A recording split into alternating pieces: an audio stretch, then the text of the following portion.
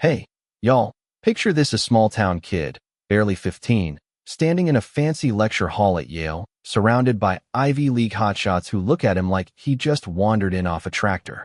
That's Jacob Miller, a lanky boy from a dusty farm in Alabama, clutching a tattered notebook, his heart pounding like a drum. He's there because he won some small-time math contest, but the room? It's buzzing with whispers. Who's this kid, and what's he doing in our space? It's a crisp fall day in New Haven, the kind where the air smells like old books and ambition. The Yale Math Symposium is no joke. We're talking top-tier profs, trust fund undergrads, and a legend named Professor Edward Langley, a guy whose name is practically carved into the walls of academia. He's up there, all smug in his tailored suit, scribbling a monster of an equation on the board, some chaotic mess of integrals and quantum mechanics that stumped even MIT's finest. "Solve this," he says, smirking, like he knows nobody will. The room goes quiet, pencils scratching, egos bruising. One by one, the golden boys of Yale try and fail, their fancy prep school tricks falling flat. Then Jacob, in his faded flannel, raises his hand. The room freezes. Langley's eyes narrow. "You, farm kid," he snaps, "this ain't your county fair." Laughter ripples, sharp and mean. Jacob's cheeks burn, but his mama's words echo in his head, "Let your work do the talking." He steps to the board, chalk in hand, and starts writing. Slow at first, then faster. He spots a pattern, a sneaky little symmetry nobody else saw. "If you shift this term," he says, voice steady, "and run a Fourier transform here." The equation starts to unravel, clean and simple, like a knot coming loose. Gasps. Notebooks flip open. A grad student mutters, "No way." Langley's smirk fades, his face pale as the chalk dust on Jacob's sleeve.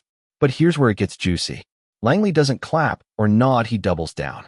"Beginner's luck," he sneers, loud enough for everyone to hear.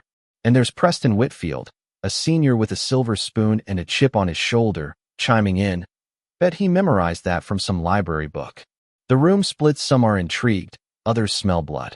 Jacob just sits back down, eyes on his notebook, but inside, he's burning.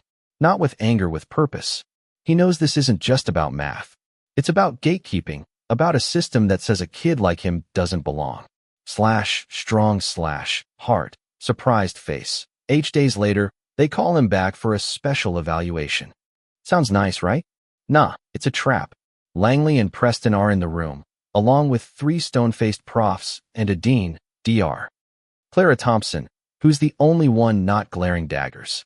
They throw 3 problems at him: complex analysis, topology, pure chaos theory, each one nastier than the last. Preston's smirking like he's already won. "Go ahead, kid," he says, "show us your parlor tricks." Jacob doesn't bite. He works methodically, his pencil dancing, finding paths through the math like a hunter tracking game. 40 minutes later, he's done all 3, clean as a whistle. The profs whisper. Clara's eyes shine.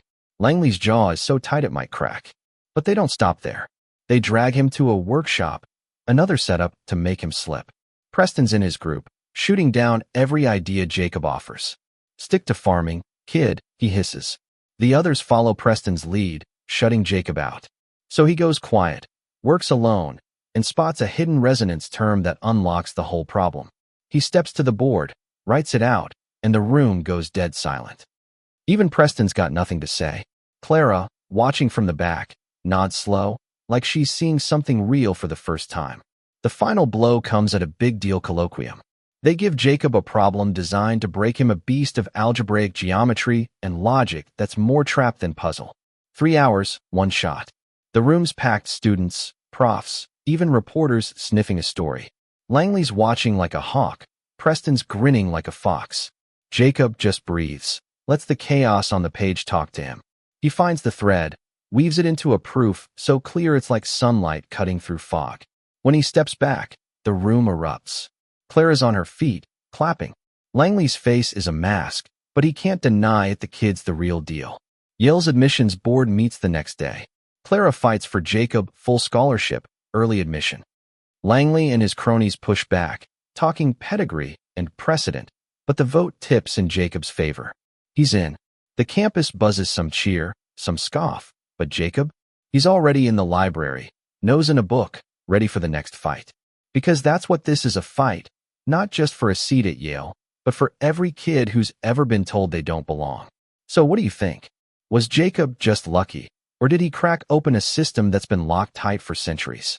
Drop a comment, tell me about a time you saw someone beat the odds, or when you had to fight to prove you belonged. Hit that like button if this story lit a fire in you, and subscribe for more tales of grit and glory. Let's keep shining a light on the underdogs who changed the game.